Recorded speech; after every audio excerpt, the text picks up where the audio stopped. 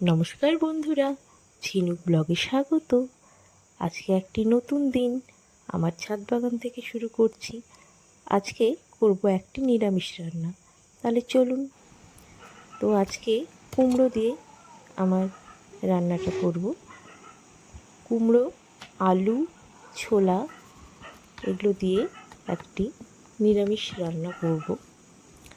তো তার জন্য কুমড়োটাকে আগে আমি কেটে নিচ্ছি। একটা গোটা কুমড়ো ছিল, আর এদিকে ছোলা ভিজিয়ে রেখেছিলাম। ছোলাটাকে ধুয়ে রেডি করে রেখেছি। কুমড়ো, আলু এগুলোকে ডুমো ডুমো করে কেটে আমি ধুয়ে রেখেছি। ছোলাও ধুয়ে রেখেছি।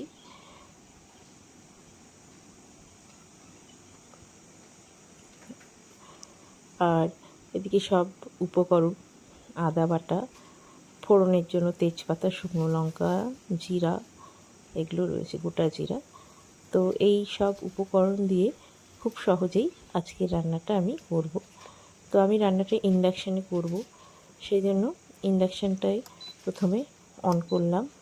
আর ইন্ডাকশানে রান্নার জন্য আমি নিয়ে নিয়েছি একটি ননস্টিক কড়াই, যেটাকে মুছে নিয়েছি। আমি ধোয়ার পর মুছে নিয়েছি। এরপর এর মধ্যে আমি সর্ষের তেল দিয়ে দেব। তো সর্ষের তেল আমি ঢেলে দিলাম কড়াইয়ের মধ্যে। সর্ষের তেল গরম হয়ে আসলে আমি ইন্ডাকশানের আঁচটাকে আস্তে আস্তে একটু কমিয়ে নেব।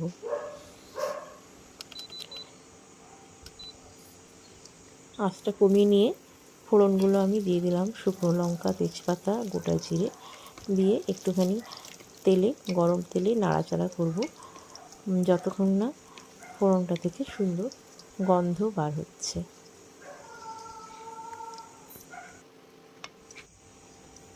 একটুখানি নাড়াচাড়া করার পর তারপরে সবজিগুলো আমি একে একে দিয়ে দিব।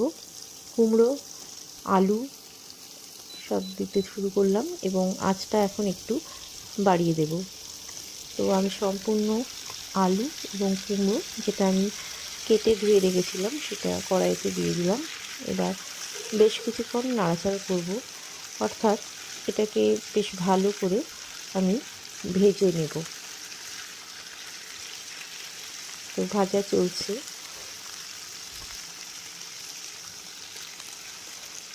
কুমড়ো এবং আলুটা বেশ সুন্দর করে ভাজা ভাজা হয়ে গেলে এরপরে বাকি মশলাগুলো আমি দেব।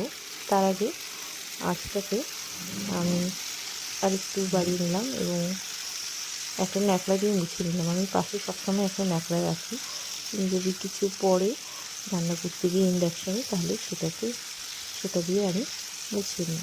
তো বেশ ভালো করে আমি এটাকে ভেজে নিচ্ছি, আলু এবং কুমড়োটাকে।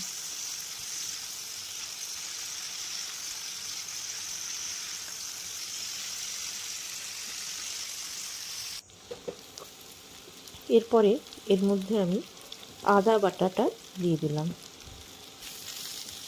আদা বাটা দিয়ে আরেকটু কষিয়ে নেব কুমড়ো এবং আলুটাকে। আর আঁচটা একটু কমিয়ে দিলাম, বেশি হয়ে গেছিলো, আমি একটু কমিয়ে দিলাম। আপনারা আপনাদের প্রয়োজন মতো এই ইন্ডাকশানের আঁচটাকে বাড়ানো কমানো করবেন। এরপর একে একে আমি সব মশলাগুলো দিয়ে দেব। ধনে গুঁড়ো, জিরে গুঁড়ো, হলুদ,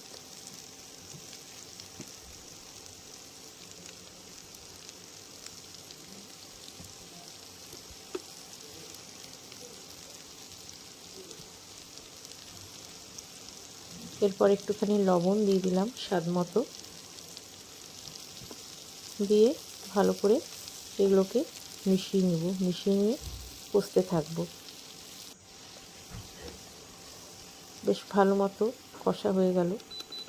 এরপর আঁচটাকে আমি আরেকটু বাড়িয়ে দিলাম, আর এর মধ্যে ভিজিয়ে ধুয়ে রাখা ছোলাগুলো দিয়ে দিলাম। এই ছোলা আমাদের শরীরের পক্ষে খুব উপকারী। ছোলাতে আয়রনও রয়েছে। এরপর একটু একটু করে জল দিতে লাগলাম। জল দিয়ে এটাকে ফুটতে দিতে হবে। জল দিয়ে ভালো করে এটাকে মিশিয়ে নিলাম সবজিটাকে। এরপরে একটা ঢাকনা দিয়ে ঢেকে দিলাম। মিনিট 15 থেকে 20 এরকম ঢাকনা দিয়ে রাখতে হবে এবং মাঝে মাঝে একটু নেড়ে দিলে ভালো হয়। তারপরে ঢাকনাটা খুলে মাঝে মাঝে একটু দেখতে হবে এবং প্রয়োজনে একটু নেড়ে দিতে হবে।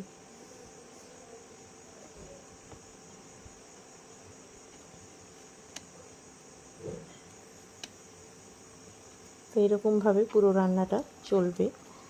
দেখুন ঝোলটা ফুটে উঠেছে এবং ফ্লেমটা কিন্তু আমি হাই করে রেখেছি। বেশ কিছুক্ষণ রান্না করার পর তরকারিটা সেদ্ধ হয়ে গেছে এবং ঘন হয়ে এসছে।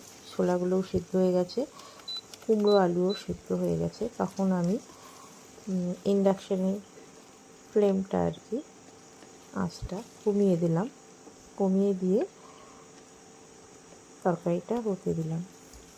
বেশ গাঢ় ঘন হয়ে গেছে। এবার এটাকে আমি বন্ধ করে দেব। নামানোর মতো হয়ে গেছে, রেডি হয়ে গেছে। এরপর উপর থেকে গরম মশলার গুঁড়ো এবং আপনারা ঘিও দিতে পারেন, তাতে আরও ভালো হবে। আমি ঘি দিইনি এখানে। তো দিয়ে একটু নাড়াচাড়া করলে তৈরি হয়ে যাবে আজকে নিরামিষ কুমড়ো আলু এবং ছোলা দিয়ে তরকারি।